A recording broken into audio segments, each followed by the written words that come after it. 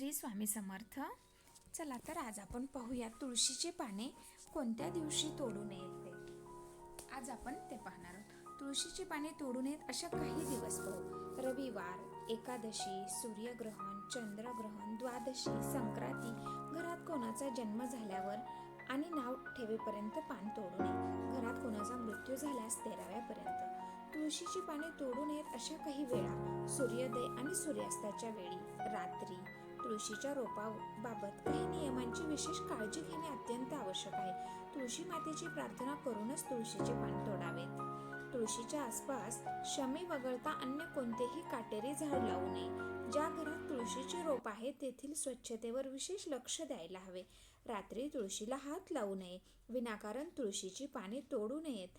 तुळशीचे रोप भगवान विष्णूंना अत्यंत प्रिय आहे अशी पौराणिक मान्यता आहे. श्री स्वामी समर्थ.